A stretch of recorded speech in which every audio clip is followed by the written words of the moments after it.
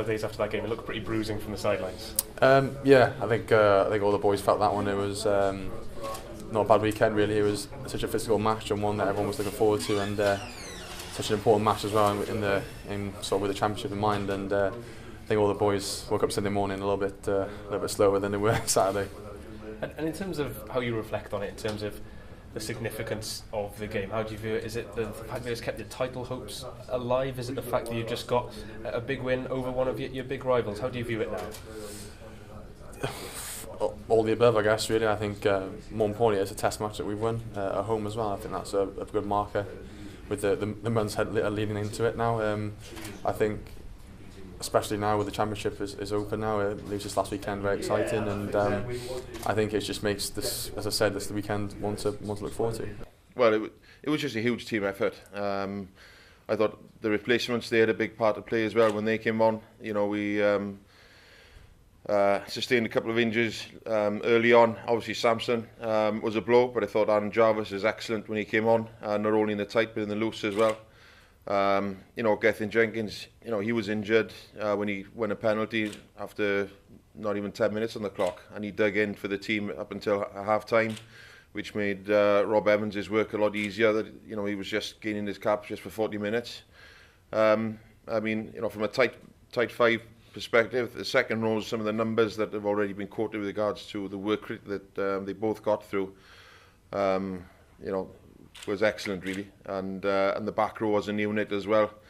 You know, I know Sam got man of the match, but you know, as a trio, I think they excelled, and you know, kept their opposite numbers very quiet. So I just think it was a huge team effort, and you know, to single any particular reason for that or phase or whatever would be unfair, because you know, it was a reflection of how hard the players have trained during the week leading up to that game. And you know, like I said on the Friday, you know, our job as coaches, we said on Tuesday night, really, you know, it's all about the players now coming with the right attitude, and that's what they did. And you know, we as coaches were applauding them as much as anybody else in the stadium. If you do win, it's 4 wins from 5, but you finish third. Is this still a successful campaign for Wales? I don't know really. I think you always want to win, don't you? So reflection after the first game, then maybe getting 4 out of 5. But you know, you always want to win. So it would be probably hard to take after winning 4 out of 5. But that's the nature of the competition. It's such a tough competition that if we do lose one game, you know, that could be it. But you know, we'll be there and giving it our best on the weekend.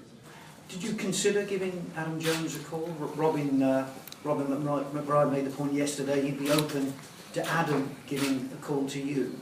If that happened, would you have made perhaps a different selection or not? If Adam hadn't retired, if Adam Jones wasn't retired from international rugby, then you know, he may very well be in the squad now.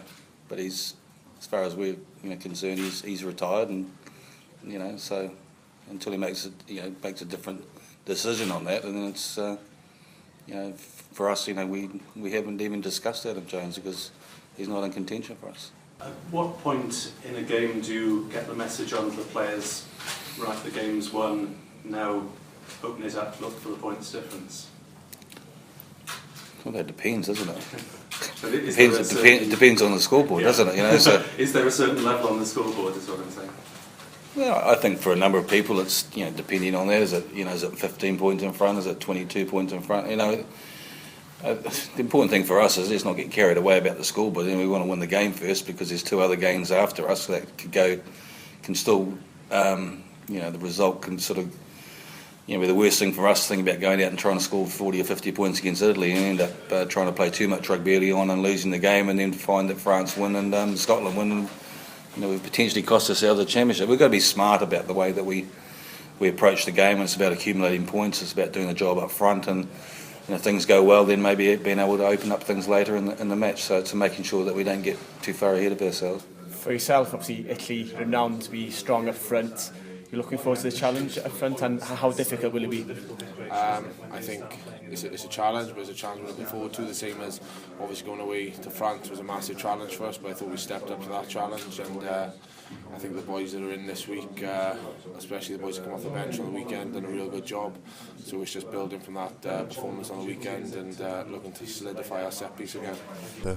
Rob earlier said that winning this game and perhaps going on to win the title, if that was the case, that would be even better than winning the title in 2013 against England. Is that something the players would go along with? I think so, yeah, but like I said, we've got to win the game first. It's going to be a tough game out there. Why would it be better, Toby? Just because of the fact you've done it a second time, or because it was so difficult after the first time? Yeah, definitely. We've lost the first game, people's on top of us, and it's just proving a point, I guess, but now we've got to put a good performance on the weekend and hopefully get a good result.